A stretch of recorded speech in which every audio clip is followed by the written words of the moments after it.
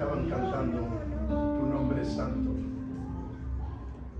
Tu nombre es santo, Dios mío, fiel y verdadero. En esta tarde te rogamos, Señor, en tu misericordia, oh Dios, que te complazcas en prestar los dichos de tu boca a tu siervo en esta tarde, porque necesitamos oír tu hermosa y divina palabra, Señor, para alimentar nuestra alma y fortalecer nuestro espíritu, Señor.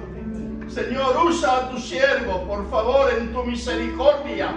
Dale la palabra que cada corazón necesita. Tú eres un Dios extenso y sabes hablar a cada persona con una sola palabra, Señor. Por eso rogamos, suplicamos encarecidamente ante tu presencia que use a tu siervo en esta tarde con esa palabra que tu iglesia necesita. En el nombre de Jesucristo. Amén. Amén. Gracias, Señor.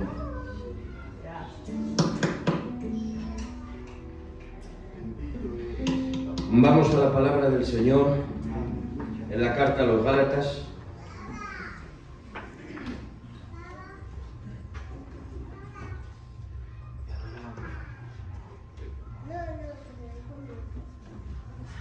En el capítulo 2, verso 18 de la carta a los Gálatas.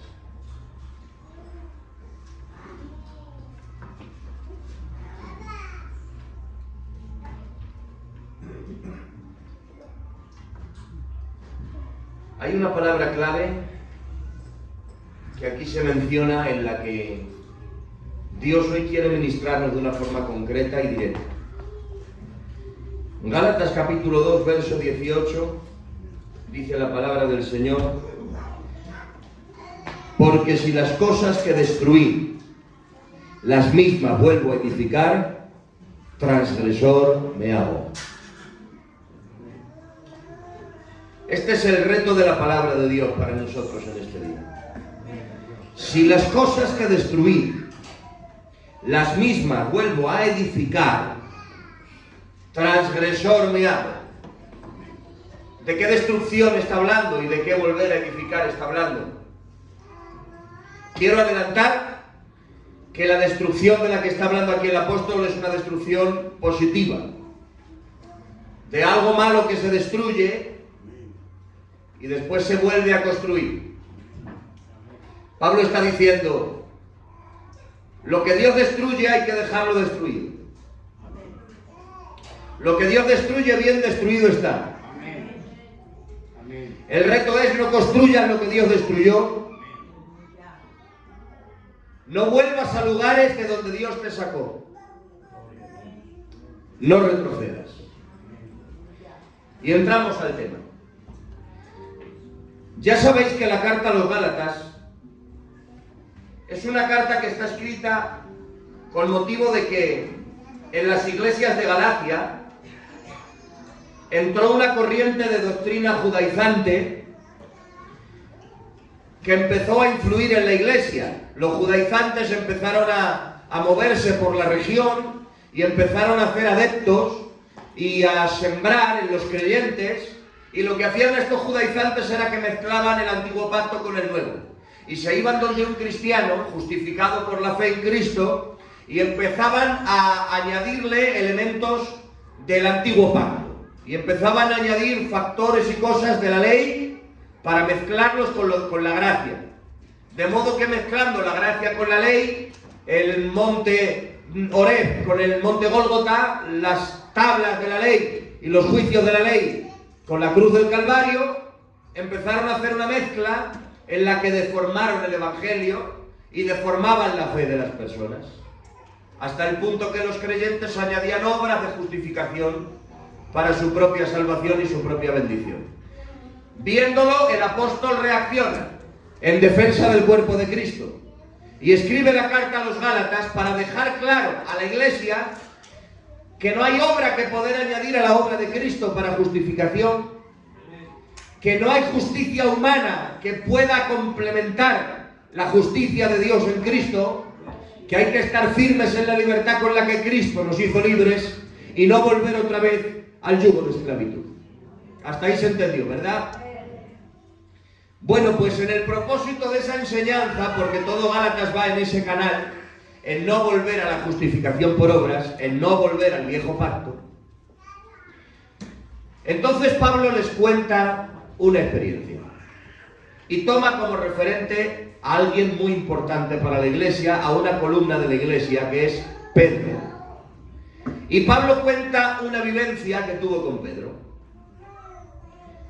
De modo que empieza a enseñarles para ponerles a ellos como ejemplo a Pedro, diciendo: esto fue lo que pasó cuando vi que Pedro retrocedía. Para ilustración a los Gálatas, él les pone a Pedro de parapeto, les pone a Pedro de ejemplo, mejor dicho, y les dice: esto le dije a Pedro cuando vi que Pedro retrocedía. Y les cuenta la siguiente vivencia, que es la que ahora en estos próximos minutos quiero pedirte que me acompañes para que la imaginemos y que de cada uno de estos personajes podamos sacar una lección. Lo que ocurre es lo siguiente. En Antioquía, judíos y gentiles están comiendo, están compartiendo, están viviendo la fe juntos. Porque recuerdan, en la gracia Cristo ha derribado la pared intermedia de separación. Y ahí están judíos y gentiles. Entre ellos, Pedro. Pero ocurre una cosa que llama la atención de Pablo. Es que vienen al lugar los discípulos de Jacobo. ¿Qué ocurre con los discípulos de Jacobo? Que están en la gracia, pero todavía tienen muchas cosas de su mente en la ley. Que no se terminan de despojar del todo del antiguo pacto. Son tan orgullosamente judíos que hay cosas que les cuesta horrores soltarlas, aún conociendo a Cristo. Cuando ellos llegan al lugar, la gente sabe cómo es Jacobo y cómo son sus discípulos. Entonces Pedro ve la operación, pega un paso para atrás y se aleja de los gentiles, para no tener un choque con los discípulos de Jacobo. Pablo se queda con lo que está pasando, entonces utiliza esto como ejemplo para enseñar a los Gálatas. Y lo que nos enseña es lo siguiente, y entramos de lleno al tema. Cada uno de estos personajes, los discípulos de Jacobo, Pedro y Bernabé y Pablo, son estos tres grupos. Cada uno de ellos tiene algo que enseñarnos. Porque cada uno de ellos representa un tipo de personas en la iglesia. Primero, los discípulos de Jacobo. ¿A quién representan los discípulos de Jacobo? ¿Me deja que te lo comparta? A los que no se renuevan. Ese es el grupo que representa a los discípulos de Jacobo. Los discípulos de Jacobo representan un fenómeno ocurrido en la iglesia y en el Evangelio. Y son esas personas que están, pero no se renuevan. Porque estaban viviendo en el nuevo pacto, pero querían añadir constantemente mentalidades y actitudes del antiguo. Porque querían tener un pie en el monte Gólgota y otro pie en el monte Horeb. Porque estaban de una mano abrazados a Cristo y de otra mano abrazados a Moisés. Porque tan pronto acudían a la cruz, cuando lo necesitaban, que cogían las piedras de la ley, cuando les apetecía. De modo que representan un tipo de creyentes que están ahí, que son creyentes, discípulos de Jacobo, no eran opositores al Evangelio, eran creyentes, pero eran creyentes que todavía no se habían despojado de los sedimentos del judaísmo en su mente. Y claro, lo que les tocaba entender es que la ley de Dios como tal, aquí quiero matizar algo, la ley de Dios en sus principios santos, en los principios morales santos de Dios, la ley no caduca. Porque la ley de Jehová es perfecta, que convierte el alma. Los mandamientos de Dios como expresión de su santidad no caducan. Porque es una expresión de la perfección moral, de la santidad y de la pureza de Dios. Pero el antiguo pacto, con su forma de relacionarse con Dios, con su forma de establecer clases entre los hombres de alguna manera, Y con su manera de actuar las personas bajo ese pacto, con esas formas de culto, con esas formas de adoración, eso sí caduca. La ley moral de Dios no caduca, pero el antiguo pacto de Moisés sí. Porque Jesús vino como mediador de un nuevo y mejor pacto. Esto era lo que de alguna manera les costaba entender, porque están en Cristo, predican a Cristo, adoran a Cristo, pero les da asco comer con gentiles. Y no quieren estar con gentiles, y todavía poniendo barreras y paredes de separación. Porque no se terminaban de soltar de lo viejo. Y yo digo, hermanos míos, meditemos un momento. Y saquemos una lección para nuestra propia vida. Qué peligroso es en la vida cristiana no renovarse. Qué peligroso es permanecer atado y aferrado a maneras de pensar que Dios ha dicho, suéltala. Qué peligroso es mantenerse aferrado a maneras de vivir, a maneras de actuar que Dios ha dicho, suéltala. Qué peligroso es querer perpetuar cosas que en el calendario de Dios han caducado ya. La vida cristiana requiere renuevo constante. Si quieres tener vida en Cristo, renuévate. Si quieres disfrutar de Dios, renuévate. Si quieres crecer, renuévate. La palabra del Señor dice, renovaos en el espíritu de vuestra mente. No es una opción. Es que no hay otra manera de vivir la vida cristiana que por la renovación del entendimiento. Nuestra mente tiene que ser constantemente renovada. Yo le creo a Dios que nuestro espíritu ha sido regenerado en Cristo. Que nada más recibir a Jesús como Salvador hemos nacido de nuevo, hemos recibido una nueva naturaleza. Aleluya, pero la mente está llena de compartimentos, está llena de habitaciones, está llena de pasillos, está llena de cuartos oscuros, escondidos, está llena de lugares que tenemos constantemente que ir exponiendo a la luz. Y tenemos que dejar que la luz de la palabra entre. ¿Para qué? Para que haya una renovación del entendimiento. ¿Y qué es una renovación? Renovación no es añadir un elemento nuevo dejando lo viejo. Renovación no es que el lugar es el mismo y encima del mismo mueble pongo una figura nueva, un elemento nuevo. Eso no es renovación. Eso es añadir un complemento. Renovación es sacar fuera lo viejo. Es desechar lo que no sirve y abrazar lo nuevo y dar la bienvenida a lo nuevo y permitir que lo nuevo brote. ¿Quieres renovarte en Dios? Hay cosas a las que no puedes permanecer aferrado porque te estorban, no te dejan renovarte. No se trata de que podamos añadir un elemento nuevo, pero conservando lo viejo. Si añadimos a Isaac, no se puede estar siempre con Ismael en la tienda. Ismael es la voluntad de Abraham, Isaac es la voluntad de Dios. Ismael es lo viejo, Isaac es lo nuevo. Ismael es la carne, Isaac es el espíritu. Abraham no podía permitirse añadir un Isaac, pero dejando allí Ismael. Porque hay un momento que Ismael estorba a Isaac. Hace la vida imposible a Isaac. Le busca un peligro a Isaac. De hecho, han pasado miles de años y todavía Ismael está molestando a Isaac.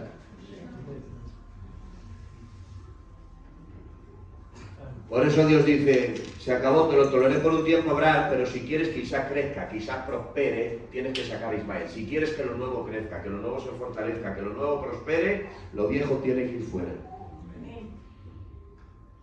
No renovarse es abocarse a morir. Necesito renovarme. ¿Qué pensamiento, qué manera de pensar, qué manera de ser, qué manera de actuar, qué hábito en mi vida cristiana, qué puedo estar arrastrando que me está impidiendo renovarme? Hoy te vengo a decir de parte de Dios, sácalo. No te aferres a lo que te estorba y saca todo lo que te esté impidiendo renovarte y abraza la renovación de Dios, porque de verdad te lo digo, en la presencia de Dios estamos. Palabra de honor, que no tiene nada que ver, que no tiene comparación lo que tú sueltes, lo que tú dejes con lo que Dios quiere dar. Renovarse merece la pena. ¿Cuántos lo creen? De hecho, a día de hoy usted y yo estamos vivos porque cada día más de 330.000 millones de células se renuevan. Por eso estamos vivos. El fenómeno de la vida consiste en que todos los días mueren células. ¿Pero por qué seguimos vivos? Porque hay más células que viven, que renacen, que se renuevan, que las que mueren. El deterioro y la muerte progresiva, lo que llama la ciencia la apoptosis, viene cuando son más las células que mueren que las que se renuevan. Por eso, dejar de renovarse es empezar a morir. Yo te pregunto, ¿querrás renovar las células de tu vida espiritual? Renovar el pensamiento, renovar la comunión con Dios, renovar los hábitos en Dios, renovar el caminar en Dios. Necesitamos un renuevo continuo, porque lo que no se renueva caduca. Y yo no quiero caducar, no queremos caducar. Queremos vivir con vida del Espíritu Santo. Bien, pero ahora aparece el segundo grupo, Pedro y Bernabé. ¿A quién representan estos dos? Pedro y Bernabé representan a los que se dejan intimidar, manipular, coaccionar, los que se dejan arrastrar. ¿Quién tiene el problema de la no renovación? Los discípulos de Jacobo. Pedro y Bernabé no. Ellos están renovados, ellos han entendido verdaderamente el Evangelio. Pero cuando entran los discípulos de Jacobo, se va la gracia de la mesa. La gracia se levantó y se fue de la mesa. El nuevo pacto se fue de la mesa cuando llegaron ellos. Porque hay personas que tienen una influencia mala, negativa. Por su forma de ser, de pensar, de hablar, de actuar, donde llegan, ejercen una influencia que lo bendice. Y esto pasaba con estos de Jacobo, que llegaban ellos y la gracia se iba. Entonces, ¿qué pasa? Que los que se dejan arrastrar son Pedro y Bernabé, que aunque saben perfectamente cómo son las verdades y los principios del Evangelio de la gracia de Dios, pegan paso para atrás y se apartan de los gentiles para no chocar con los discípulos de Jacobo. Es decir, para tener contentos a los que no se renuevan, para tener contentos a los que caducan, para tener contentos a los que no quieren cambiar, pegan ellos para atrás y retroceden con ellos. Bueno, tranquilos, no os enfadéis, que me estanco yo aquí contigo un poquito.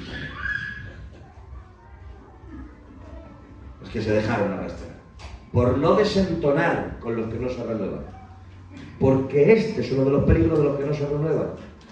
El primero está en su propia vida. Cuando no me renuevo, caduco y muero.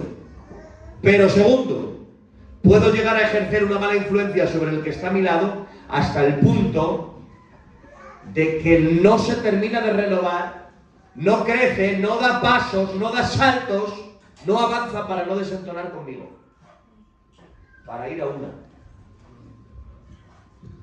Porque a veces nos ponemos de acuerdo en estancarnos juntos. Hay gente que se pone de acuerdo en estancarse juntos.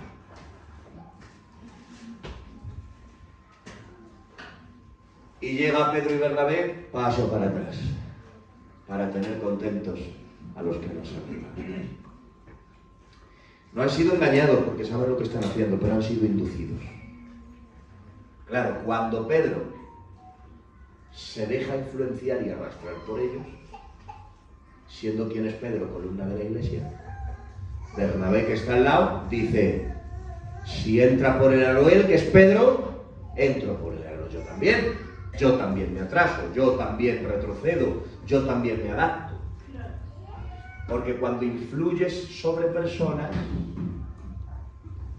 que te admiran, que te ven, que te miran, que te escuchan, existe el peligro de que ven si te estancas tú, se estancan ellos también. Por eso tenemos que ser responsables de qué tipo de influencia ejercemos sobre los demás. Amén.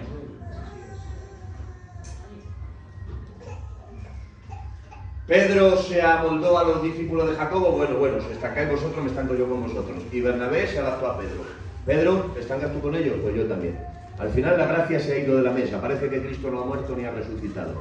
Han vuelto todos al viejo pacto. Por la influencia externa. Y hoy quiero dejarte una semilla. Quiero dejarte una semilla. Ser humilde no es ser manipulable. Y habrá veces que en tu entorno verás cosas que no son de Dios. Y te tocará hacer fuerza, plantarte en tu lugar, resistir, con tal de obedecer a Dios antes que a los hombres. No podemos crecer si siempre estamos condicionados por el entorno. De que por obedecer a Dios nadie te ponga una mala cara. No desentonar con nadie. No, es imposible. Hay personas con las que tendrás que desentonar si quieres obedecer a Dios. Hay personas de las que tendrás que marcar diferencia si quieres obedecer a Dios, si quieres crecer. A no ser que quieras llegar a un acuerdo de estancamiento mutuo. Yo me estanco contigo, tú te estancas conmigo, así ninguno de los dos marcamos diferencia, ninguno de los dos nos ponemos en evidencia. Tú no dejas un vicio, yo tampoco. Tú no ayunas, yo tampoco. Tú no estudias la palabra, yo tampoco. Tú no creces, yo tampoco. Tú no recibes al pastor y lo criticas. Lo pongo por ejemplo porque es uno de los pastores más queridos de la historia de Vergel de Vida. Y lo puedo poner como ejemplo porque se ve claramente que es a modo de ejemplo y de ilustración. No recibes al pastor y le criticas, yo no lo recibo y lo critico también contigo para no desentonar contigo. ¿Te das cuenta? Tú no das el paso de coger un instrumento, servir a Dios y decir, vamos a estar ahí, hombre, vamos a hacer algo para Dios. Yo tampoco lo hago contigo. Y nos ponemos de acuerdo en estancarnos juntos para no desentonar uno del otro.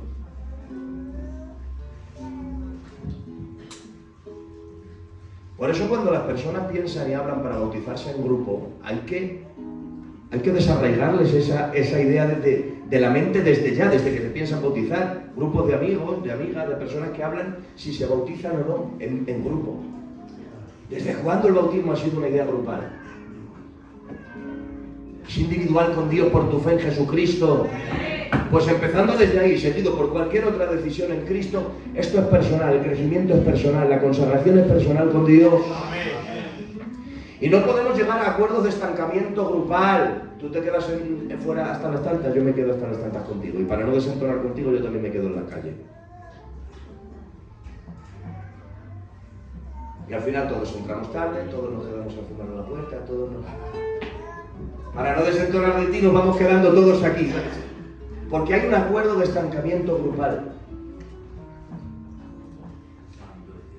Esto le pasó a Pedro. Pero pregunto, ¿no es mejor crecer solo que estancarse acompañado? ¿No es mejor agradar a Dios solo? Gloria. Porque ser humilde no es ser manipulable. Hay momentos que para agradar a Dios no puedes vivir de la opinión de nadie. Le dice Pablo a Timoteo, pero tú, por 3 veces, pero tú, pero tú, pero tú. Esas 2 palabras, pero tú, le está diciendo, has sido llamado a marcar diferencia.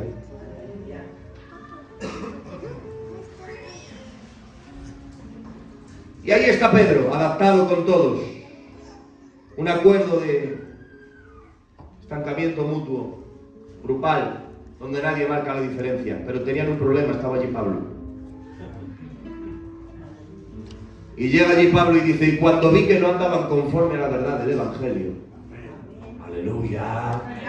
Cuando vi que no andaban conforme a la verdad del Evangelio, yo digo, vivan las personas de Dios que en todo lugar, en todo entorno y en todo momento saben mantener lo que creen, saben mantener lo que la palabra de Dios dice, sin dejarse arrastrar de ningún viento. Y dice, señores, esto no es de Dios. ¿Cómo es posible que con llegar un grupo de personas la gracia se haya ido de la mesa? No, Señor. Si Cristo me ha puesto a comer con esos gentiles, como con ellos. Si Cristo me ha mandado entrar a su casa, entro a su casa. Si Cristo ha dicho que ahora somos uno, que ya no hay 2 pueblos, pues ahora somos uno. No retrocedamos, no volvamos atrás. Y dice, cuando vi que no andaban conforme a la verdad del Evangelio, le dije a Pedro, Pedro, si tú siendo judío vives como un gentil, ¿por qué? ¿Por qué haces judaizar a otros? Ve tocando y ayúdame, por favor, acompáñame. ¿Me das unos minutos para terminar?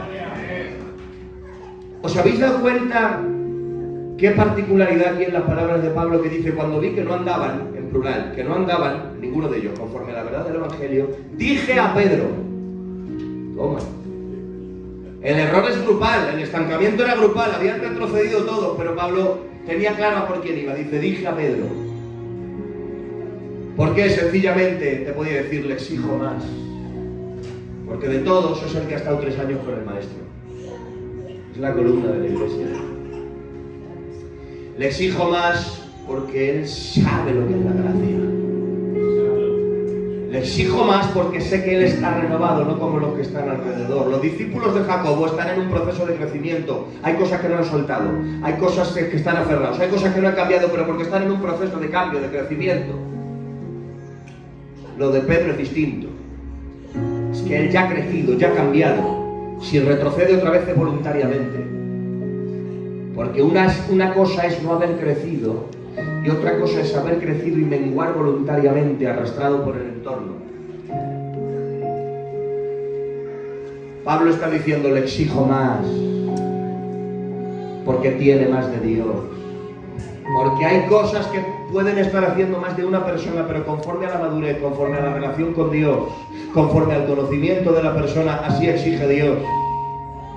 Y hay cosas que pueden estar haciendo gente a tu alrededor, pero Dios te señala a ti y te dice, mira, a ti no te lo consiento. Exijo más de ti porque me conoces más, porque conoces más mi palabra, porque estás más cerca de mí, porque ya he hecho cosas en tu vida, porque tienes testimonios que contar, porque no eres una mente virgen, engañada, que todavía está sin crecimiento, sin conocimiento. No, tú sabes cómo tienes que caminar, tú sabes lo que tienes que darme, tú sabes dónde tienes que obedecerme, tú sabes lo que demando de ti. Por eso a veces, en el estancamiento de muchos, Dios reprende a uno, a Pedro. ¿Por qué? Porque Pablo es como que está estimulando la memoria de Pedro. Está diciendo, Pedro, ¿no pasaste ya por la casa de Cornelio? ¿No te acuerdas ya de lo que viviste? ¿Para que ahora retrocedas otra vez? Hechos capítulo 10, ya os acordáis, ¿no? Pedro en casa de Cornelio, la primera casa de gentiles que se va a abrir el Evangelio. Y tengo una especial debilidad con este pasaje, porque en esa casa de Cornelio veo mi casa. Veo los cultos en Tetuán, las primeras reuniones que se hicieron.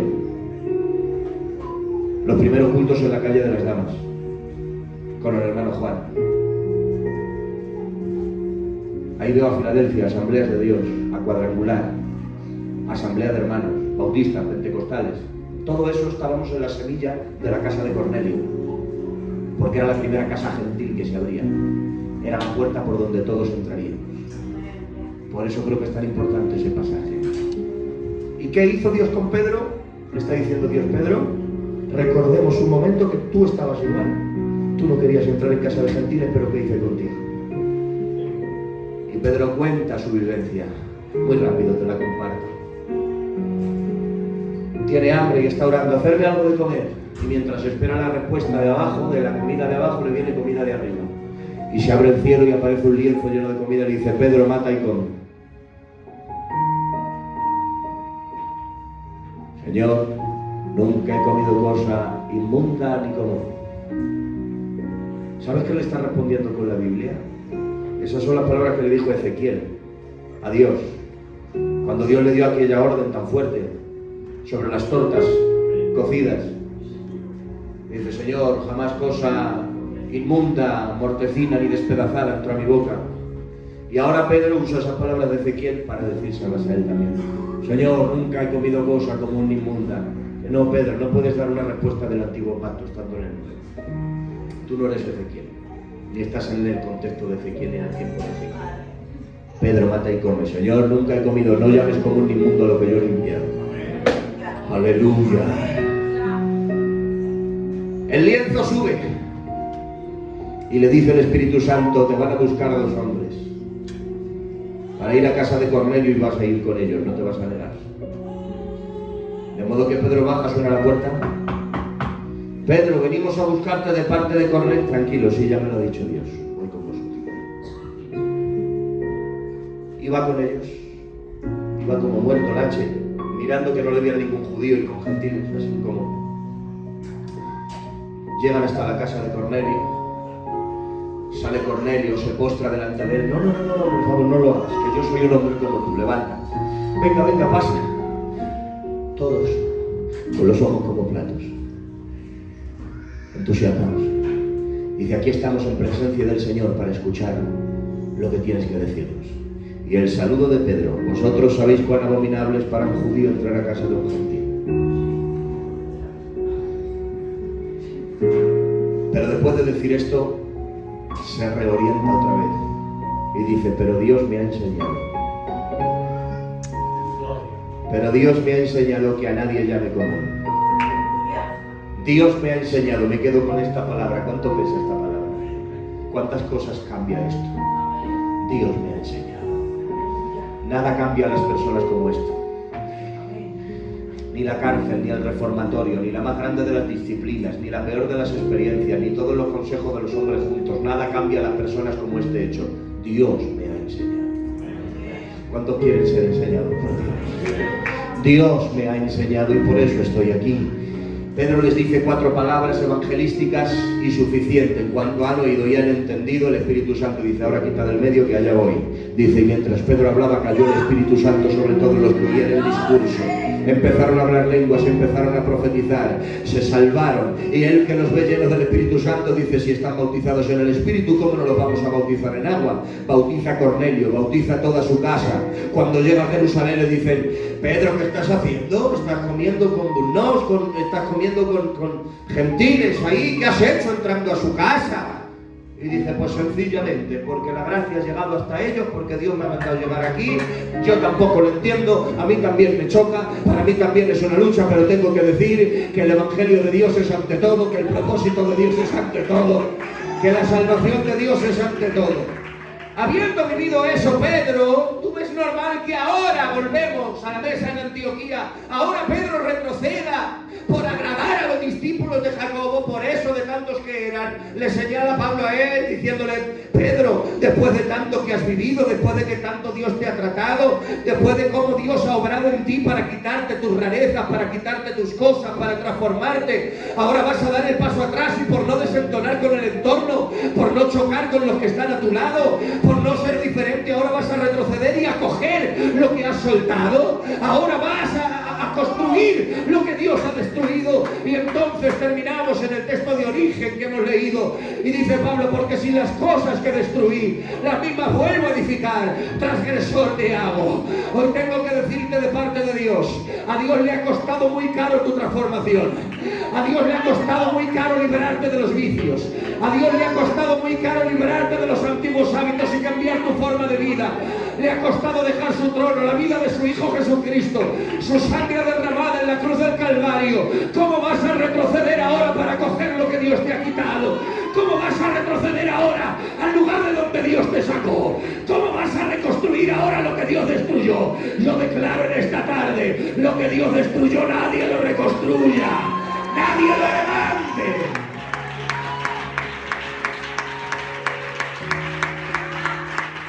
¿Cómo vas a volver a aquello que tanto daño te hizo? Es que no te acuerdas.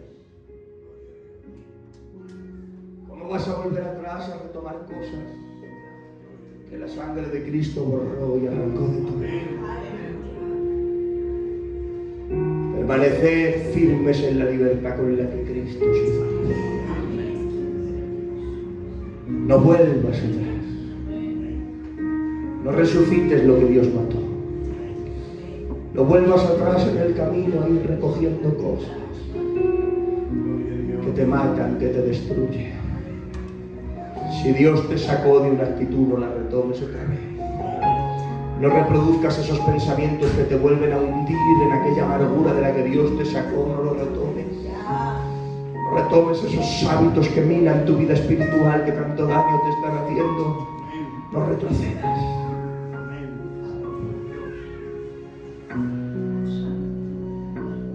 No retomes ese temperamento, ese carácter que quedó en la cruz, no vuelvas a recogerlo.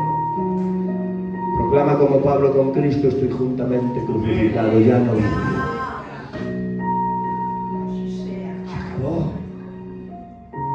Pero el hombre tiene la tendencia enfermiza de retroceder.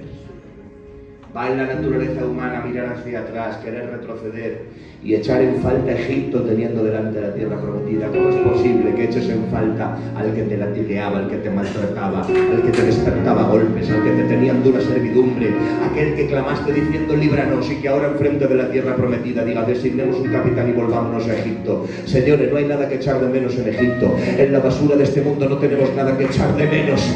No hay motivos para volver atrás, pero digo algo y si lo crees a lo que quieras, hay todos los motivos para seguir adelante, hay todos los motivos para crecer, hay todos los motivos para seguir puestos los ojos en Jesús, el autor y consumador de la fe. Y como dijo Moisés a los hebreos antes de cruzar el mar, estos egipcios que estáis viendo no los volveréis a ver. Y yo proclamo que cuando alguien conoce a Cristo y crece, lo que dejaste atrás ya no lo volverás a ver, olvidando lo que queda atrás, vestiendo lo que queda por delante. ¿A dónde, Pablo? Muy sencillo, al premio del supremo llamamiento de Dios en Cristo Jesús. No retrocedas, sigue adelante. Porque si las cosas que destruí las mismas vuelvo a edificar, transgresor me da. Porque el justo por la fe vivirá, y si retrocediere no agradará a mi alma. Pero nosotros, y hablo en palabras del apóstol Pablo, y a ver cuántos están de acuerdo, nosotros no somos de los que retroceden, somos de los que avanzan. ¡Aleluya! Porque no hay ningún motivo para retroceder, pero hay un motivo supremo para avanzar, y ese motivo se llama Cristo. Que Dios te siga bendiciendo.